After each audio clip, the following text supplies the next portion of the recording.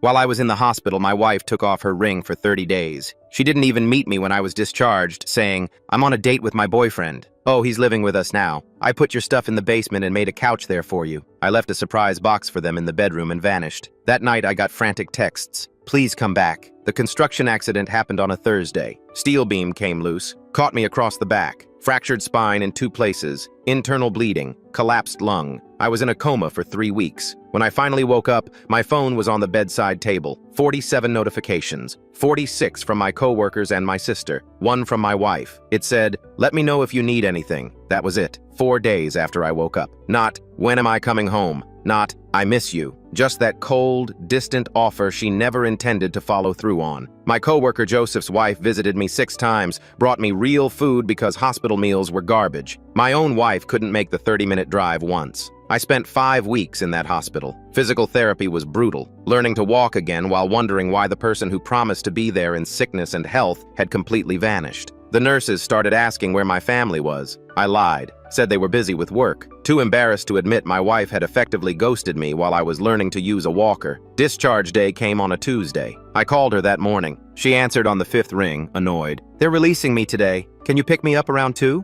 She sighed. "I'm actually busy today. Just get an Uber or something." Busy. I'd been in the hospital for over a month and she was busy. I called an Uber. The driver, this older guy named Gilbert, saw me struggling with my bag and the walker. He helped me to the car, helped me out at my house, even walked me to the front door. I tipped him $60. More kindness from a stranger than I'd gotten from my wife in weeks. I opened the front door and immediately heard laughter. Her laugh, and a deeper voice I didn't recognize. They were on the couch in my living room, our living room. Some guy had his arm draped over her shoulders. She was wearing a new dress I'd never seen, jewelry I didn't buy her. My wedding photo that used to sit on the mantle was face down behind the TV. She glanced up, barely registered my presence. "Oh, you're back." Not "welcome home," not "are you okay?" Just acknowledged I existed. "This is Julio," she said like she was introducing a coworker. "He's going to be staying with us for a while. We talked about it. We never talked about anything." She took a sip of wine from my favorite mug, the one my dad gave me before he passed. "Your stuff is in the basement. I made up the couch down there for you. Should be comfortable enough until you figure things out." The basement. The same basement where I'd spent $12,000 last year building her dream home office. Custom shelving, new carpet, professional lighting setup for her photography hobby. She quit after 2 months. Julio smirked. Didn't even have the decency to look uncomfortable. Something in me went ice cold. No anger, no shouting, just clarity. I nodded slowly. "Okay, I just need to grab a few things from the bedroom." She waved me off, already turning back to him, giggling at something he whispered. I made my way upstairs, each step agony on my healing back. Went into our bedroom, into our closet. That's where I found the file, the one my lawyer gave me 2 months before the accident. I'd forgotten about it in all the chaos. See, the house we lived in wasn't ours. It was mine. Inheritance from my grandfather, titled only in my name. My wife never knew that detail. She assumed marriage meant she owned half. I took the deed, both our passports, our tax documents, and I left one single thing behind on her pillow, a manila envelope. Inside were eviction papers, 30 days notice, legal, binding, and ironclad. I set the eviction notice down and went to the bathroom, steam still on the mirror from her shower. As it cleared, I saw writing underneath. 30 more days. Almost free. She'd always journaled obsessively but got paranoid about me reading them. I breathed on the mirror. More messages appeared. The fall should have finished it. These were her private thoughts she never meant anyone to see. The shower curtain moved. I wasn't alone in the bathroom. My hand went to my phone instinctively, pulled up the camera app without even thinking. Just muscle memory at this point, you know? I took 3 quick photos of the mirror messages before they started fading, the steam evaporating in the cool air. My heart was pounding so hard I could literally hear it in my ears, feel it in my damaged spine, that same pressure I'd felt when I first woke up from the coma. I breathed on the mirror again, heavier this time. Had to know what else she'd written. Had to see how deep this went. More words appeared in her handwriting. The same looping letters I'd seen on birthday cards and grocery lists for 7 years. "Can't believe he's walking already." Another breath, deeper. My lungs still hurt from the collapsed one, but I pushed through it. "Dr. Chen says full recovery possible. Nightmare." My hands started shaking, but I forced myself to keep breathing on that mirror, kept documenting with my phone. Every word, every confession she'd written thinking no one would ever see it. And then the one that made my blood run cold. "Need to slow this down."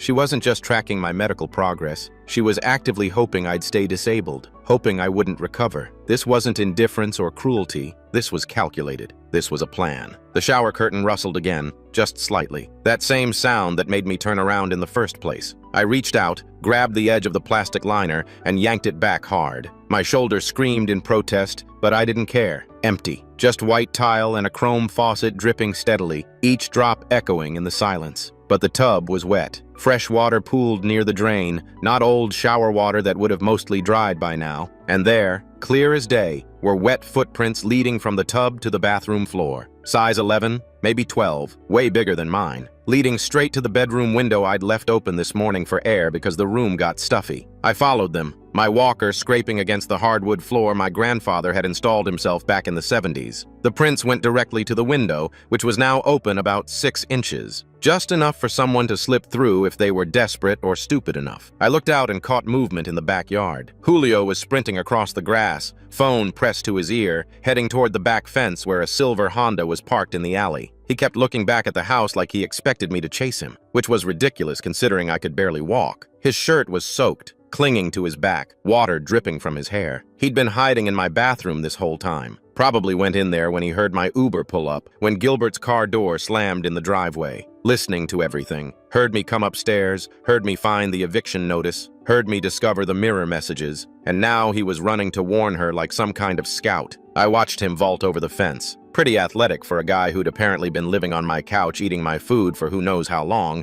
and jump into the Honda. He was texting frantically while starting the car, thumbs moving fast, probably sending her screenshots of whatever he'd overheard, or at least warning her that I'd found everything. The car peeled out, tires squealing on the wet pavement from last night's rain, leaving black marks on the asphalt. I gripped the windowsill, watching him disappear down the alley. My hands were shaking, not from fear, just this weird combination of rage and something else. Vindication, maybe. Because now I knew for sure this wasn't just an affair. This wasn't her falling for someone else while I was gone, having some emotional breakdown because she couldn't handle the stress of my injury. This was coordinated, calculated. They'd planned this together. I took one more photo of the wet footprints, then went back to the mirror, breathed on it one final time as hard as I could. More words appeared. Insurance payout if permanent disability. And below that, in smaller letters, check policy limits. Might be $200K. She'd been planning to cash in on my injuries, actually calculating how much money she'd get if I never recovered. I documented everything. Every word, every message, every sick calculation she'd written in Steam, thinking no one would ever see it. My phone storage was filling up, but I didn't care. This was evidence. This was proof that the person I'd married had become someone I didn't even recognize. Then I went back downstairs, each step deliberate and careful. My back screamed at me, but I ignored it. Pain was just information now, something to manage, not something to fear. She was standing in the living room now, arms crossed, no longer cuddling on the couch. The wine was on the coffee table, half empty. The smile was completely gone from her face. She knew something had changed. Julio must have texted her. "What do you want?" Her voice was flat, defensive, like I was the one who'd done something wrong here. I held up the eviction notice, still crisp and official looking. "You have 28 days to vacate the property. That's what I want." She actually laughed, this sharp, bitter sound that didn't match her face at all. "You're insane if you think that's happening.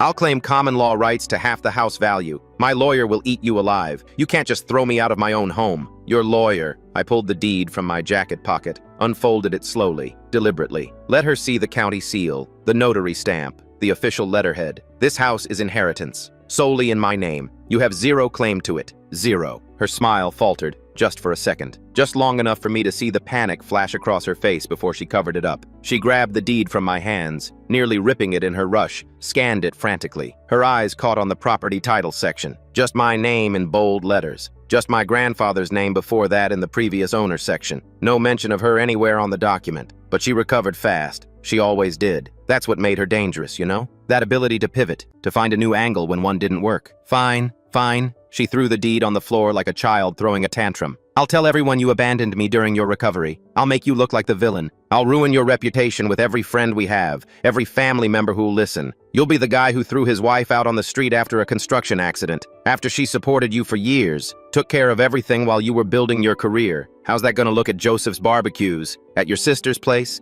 At the company picnics? You think anyone's gonna take your side?" I pulled out my phone, tapped the screen twice, and played the recording I'd started the moment I walked in the house. I'd learned to record everything after a supervisor at work tried to blame me for a safety violation that wasn't my fault. Saved my job back then. Might save my life now. Her voice came through the speaker, crystal clear, no distortion. Your stuff is in the basement. I made up the couch down there for you. Should be comfortable enough until you figure things out. Julio's laugh in the background, deep and mocking. Her giggling at whatever he'd whispered. Probably something about me, about the situation, about how pathetic I looked with my walker. Every word, every dismissive tone, every casual cruelty, all of it captured in perfect audio quality. Her face went white, actually drained of color like someone pulled a plug. I'd never seen her look like that before. She lunged for the phone, but I stepped back, and with my walker between us, she couldn't reach me fast enough. I held it above my head, which hurt like hell but was worth it to see the desperation in her eyes. Give me that,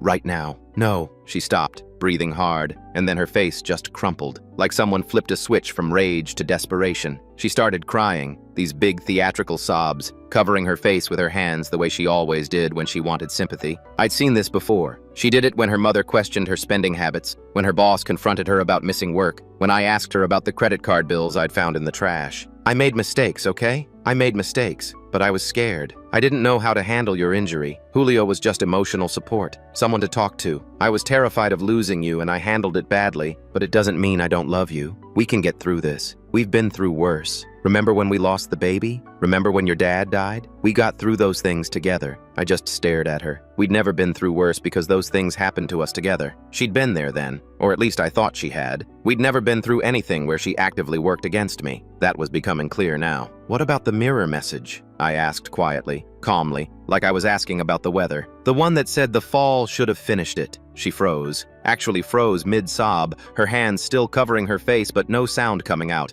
like I'd pressed pause on a remote. I don't know what you're talking about. I held up my phone again, showed her the photograph, her handwriting, her words, her thoughts preserved in digital clarity with a timestamp and everything. She stared at the screen for maybe 10 seconds. Her mouth opened, closed, opened again. No words came out. She looked like a fish drowning in air. You have 28 days to vacate, I said again, putting my phone back in my pocket. I suggest you start packing. I have nowhere to go, she screamed it this time, all pretense gone. No more tears, no more performance, just rage and desperation. I have no money. Julio won't take me in. He was just temporary, a distraction. You can't do this to me. You can't just throw me out. Where's the $42,000 from our joint account? She blinked. Confusion replaced the anger for just a moment. What? I checked this morning while I was waiting for my discharge papers. The account we've been contributing to for 5 years had $60,000 in it last time I looked, maybe 6 months ago before the accident. Now there's $18,000. Where did $42,000 go? She stammered, her face flushing red now. Bills, expenses. The house isn't cheap to maintain. Property taxes went up this year. Insurance doubled. The water heater needed replacing. You know how it is.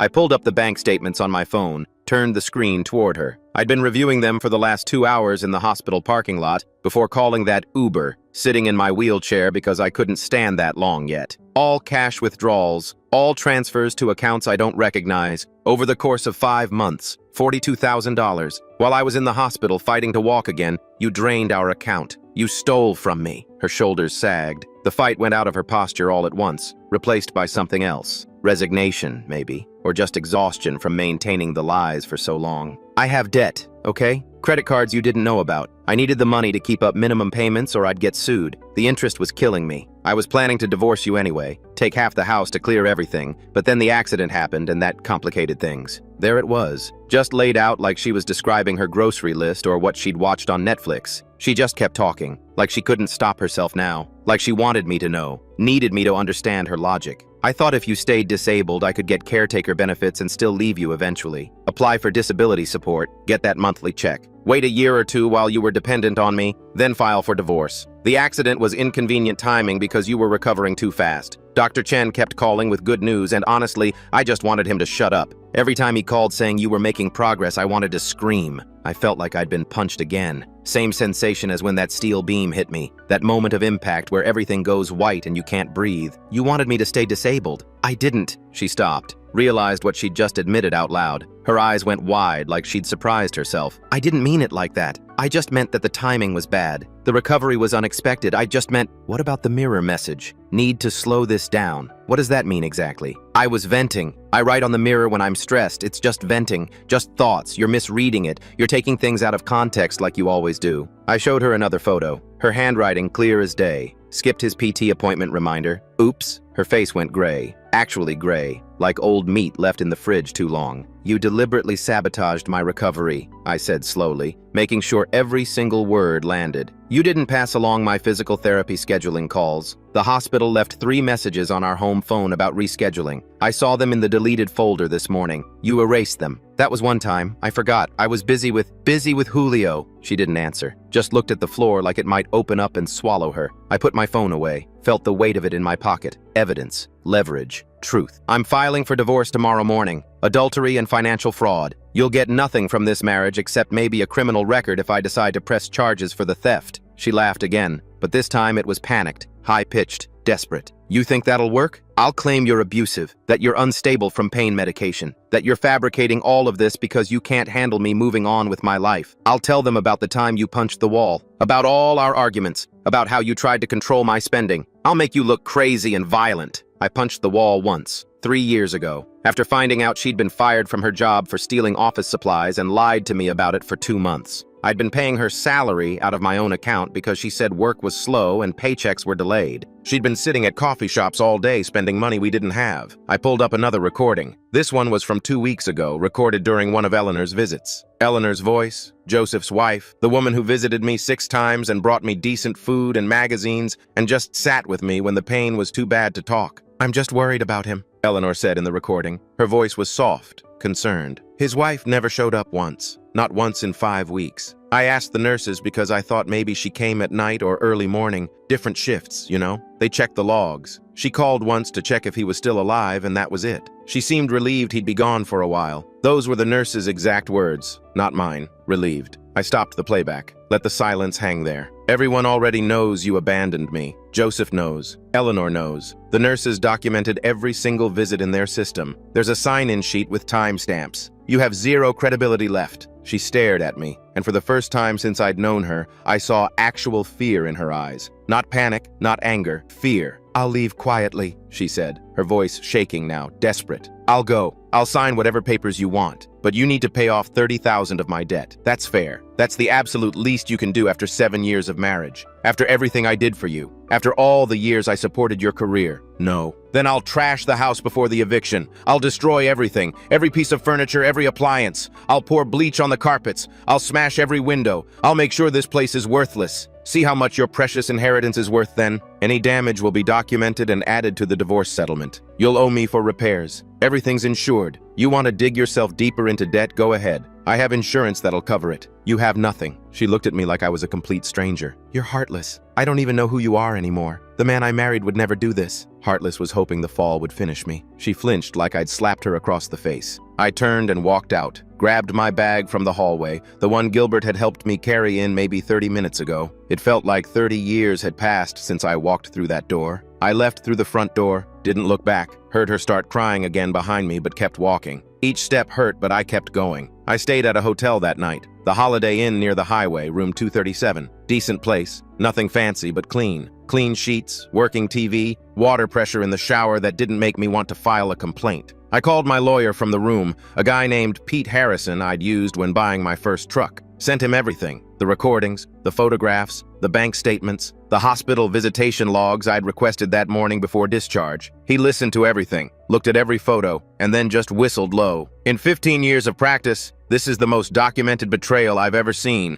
Judges hate this kind of thing, like viscerally hate it. You're gonna be fine. What about her claiming I'm unstable or abusive? With this evidence, she could claim you're an alien from Mars and no one would believe her. The hospital records alone destroy that narrative. Plus, you've got witnesses, recordings, financial documentation. She's got nothing. Over the next week, I watched her try to rally our mutual friends through social media. She posted vague things on Facebook about betrayal and being blindsided, and when you give someone everything and they throw you away like trash. The comments were supportive at first. Hearts and hugs and "you deserve better, girl" and "his loss" from people who didn't know what actually happened. But I'd already sent the hospital visitation logs to 3 couples we were closest with, Dave and Jennifer, who we'd gone camping with last summer up in the mountains. Mike and Stephanie, who came to our wedding and got drunk at the reception. Tom and Ashley, who lived 2 blocks away and had dinner with us twice a month, always brought wine. The logs were official hospital documents. They showed she visited 0 times. Eleanor visited 6 times over 5 weeks. My sister visited twice, once right after I woke up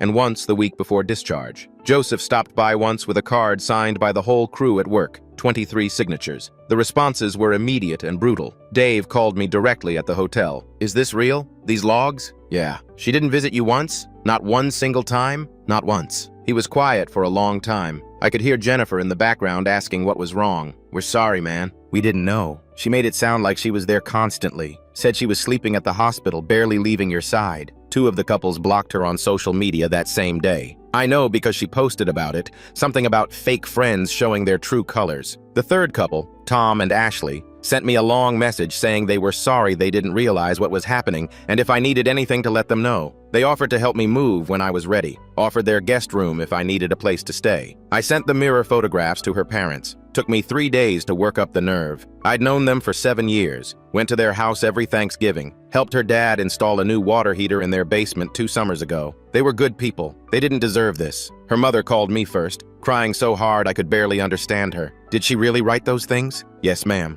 About hoping you stayed disabled? About the fall finishing it? Yes, ma'am. Her mother hung up, just clicked off without saying goodbye, without another word. An hour later, her father called. His voice was different than I'd ever heard it, tired, defeated. She's claiming you fabricated them, photoshopped them, or used some AI thing, but I can see her handwriting. I know my daughter's handwriting. I taught her to write cursive when she was 7 years old at our kitchen table. I didn't respond. What was there to say that wouldn't make it worse? I'm sorry, her father said quietly, for whatever that's worth coming from me. We raised her better than this. At least I thought we did. I don't know where we went wrong. You didn't go wrong, I said. This isn't on you. People make their own choices. He hung up. I never heard from them again. On day 15 of the eviction notice, Julio showed up at the house. I was there collecting my tools from the garage, stuff I'd need for side work once I was cleared to go back to construction. My impact driver, my circular saw, the level my grandfather gave me when I started my apprenticeship 20 years ago. Things that actually mattered, that had meaning. I heard voices inside and stopped. The door connecting the garage to the kitchen was cracked open maybe 3 inches. I could see them through the gap, standing by the kitchen island. You said we were saving for an apartment, Julio was saying. His voice was loud, angry, none of that smooth charm he'd shown on the couch. You said you had $8,000 saved up for the deposit. First month, last month, security deposit. You had it all figured out, had spreadsheets and everything. I did have it, she said, defensive, arms crossed. But things came up. Expenses you don't understand. You don't know how expensive it is to maintain a house this size. Where's the money? Where's the $8,000? Silence. I could see her looking at the floor, at the counter, anywhere but at him. Where's the $8,000 I gave you 3 months ago? More silence. Answer me! He actually yelled it, and I heard something slam.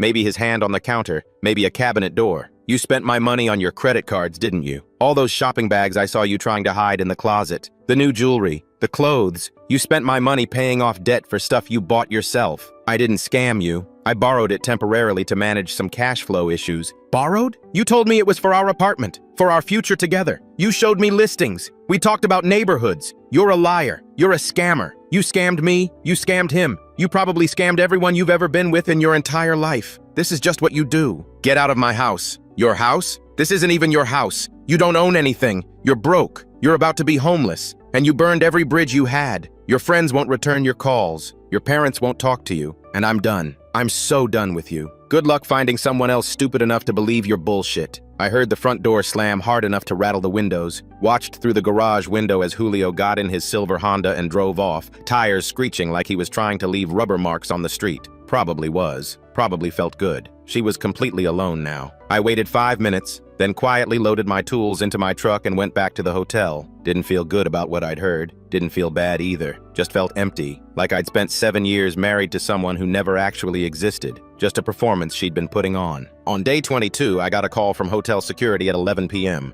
I was watching some mindless reality show on TV, trying not to think about the physical therapy appointment I had in the morning, trying not to think about how much my back was going to hurt tomorrow. Mr. Anderson, we have a situation here. Your wife is in your room, in room 237. I drove back immediately, didn't even change out of my sweatpants and old college t-shirt, walked into my room and found her sitting on the edge of my bed, staring at the wall, calm, too calm. like she'd taken something or just given up completely on whatever facade she'd been maintaining. "How did you get in here?" She didn't answer, just kept staring at that beige wall like it had answers written on it. "How did you get a key card to my room?" Still nothing, just that blank stare. "I'll sign anything," she said finally, her voice completely flat, emotionless. "Just give me 60 days instead of 28. I need time to get my life together, find a place to stay, find a job, get back on my feet. Something, anything. I'll sign whatever divorce papers you want. I'll admit to everything you want me to admit to. Just give me 60 days. How did you get into my room?" She looked at me then. Her eyes were bloodshot, exhausted, with dark circles underneath. "Does it matter?" I gave the desk clerk a sob story about being locked out of my husband's room, showed her my old wedding photo on my phone, the one from our honeymoon. She felt bad for me. People are easy when you cry. You just have to know how to cry the right way. I called security. They came up within 2 minutes. 2 guys in cheap uniforms looking annoyed at having to deal with this kind of drama. They escorted her out while she screamed in the hallway, her voice echoing off the walls. "You're cruel. You're vindictive. After everything I did for you, after I took care of the house while you were gone, after I managed everything, this is how you repay me." The hotel manager, a tired-looking woman named Patricia, with gray roots showing through her dye job, apologized profusely, said they were investigating how she got a key card, said the clerk would be written up at minimum, said this was completely unacceptable and violated their security protocols. She offered to move me to a different room. I took it without hesitation. Room 412, different floor, different view of the parking lot, different locks. I didn't sleep that night. Just lay there in the new room thinking about how someone I'd shared a bed with for 7 years could become this. Or maybe she'd always been this, and I just never saw it because I didn't want to.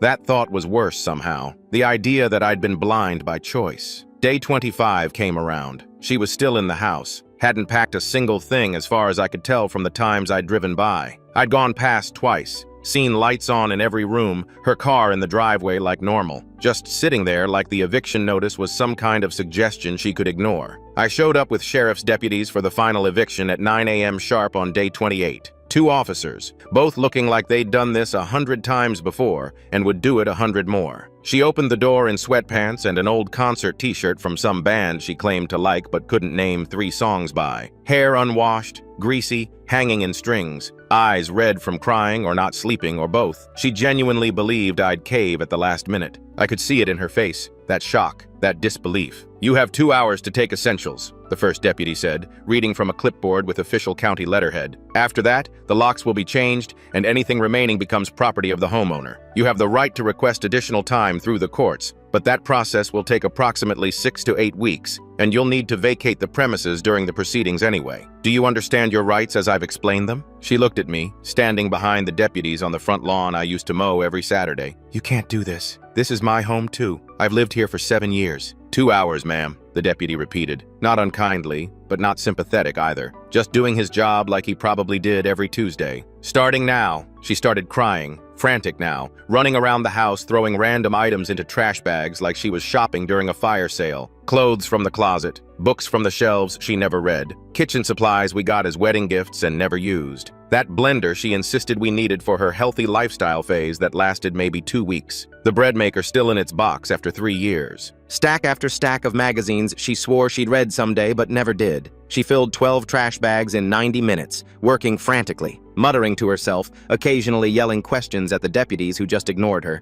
I heard her on the phone at one point, crying to someone, maybe her sister who lived 3 states away, maybe a friend who hadn't blocked her yet. "He's throwing me out. He's actually throwing me out with cops and everything. I have nowhere to go. Can I stay with you? Just for a few weeks?" The deputies stood in the doorway, bored, checking their phones, occasionally answering their radios when dispatch called about other evictions scheduled for later. I stayed by my truck, watching from a distance. My back hurt from standing that long, but I wasn't going to sit down. Needed to see this through to the end. As she was loading the last bag into her car, a beat-up Nissan Altima with a cracked windshield and a dent in the passenger door, she stopped. Just froze there with the bag half in the trunk, turned around slowly. The deputies were still there, standing by their vehicle now, one of them filling out paperwork on his clipboard. She walked toward me, slowly, deliberately, like she'd made some kind of decision or just didn't care anymore what she said. "You were supposed to stay broken," she said quietly. No tears now, no performance, no fake emotion, just flat, empty, honest for maybe the first time in months, maybe years. I could have gotten the money and left clean.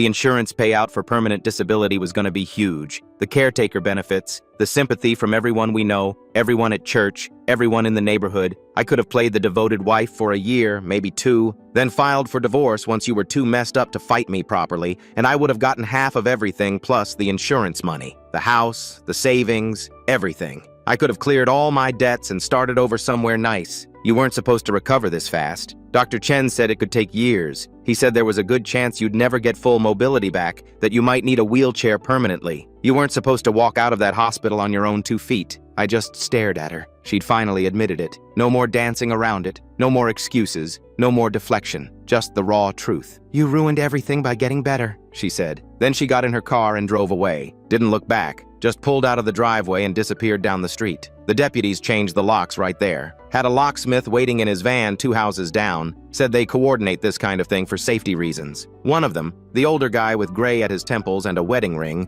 looked at me after they finished. You all right? Yeah, I think so. That's rough, man. Really rough. But you did the right thing. Yeah, they left. Gave me the new keys. Told me to call if she came back and caused problems. I went inside my house. My grandfather's house. The house that was finally just mine again after everything. It smelled different already, like the space itself knew she was gone and was breathing again. The house sold 3 weeks later for $200,000 above asking. Apparently the market had surged while I was in the hospital and recovering, and the location was suddenly prime real estate. Tech company called Vertex Systems was building a massive campus 2 miles away, and suddenly everyone wanted to live in this neighborhood that used to be considered too far from downtown. My realtor, this energetic guy named Frank who talked way too fast, said I'd gotten incredibly lucky with the timing. I didn't feel lucky, but I took the money anyway. $425,000 after closing costs and fees. More money than I'd ever had in my life. The divorce finalized 8 weeks after that. Adultery, financial fraud,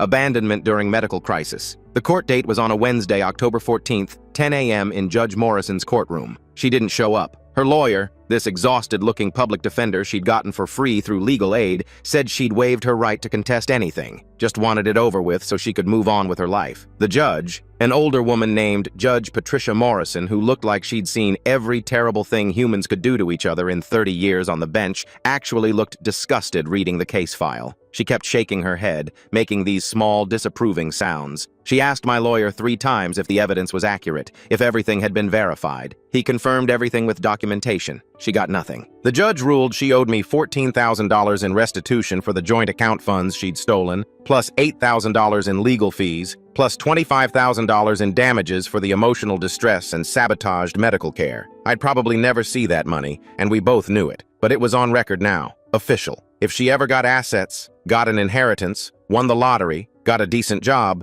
I could collect. The debt would follow her. Her debt collectors started calling me 2 days after the finalization. 5 different numbers over 3 days, different companies, all wanting to know if I'd co-signed anything, if I was legally responsible for her purchases, if we'd had joint credit cards they didn't know about. My lawyer sent them certified letters with proof that every debt was solely in her name, opened after our marriage, without my knowledge or consent. Credit cards I never knew existed, store cards, personal loans. He sent documentation to all 5 companies. They stopped calling within a week. A month later, I got a Facebook message from someone named Isabella Cruz. The profile picture showed a woman in her 30s with the same dark eyes as Julio. "I'm Julio's sister," the message said. "I'm trying to locate your ex-wife to serve small claims papers. She borrowed money from me, my mother, and my brother under false pretenses. She told us she needed help with medical bills for her injured husband, said insurance wasn't covering the treatments you needed, showed us fake hospital bills and everything. We gave her $6,000 total over 3 months. Found out later she spent it all on credit card debt.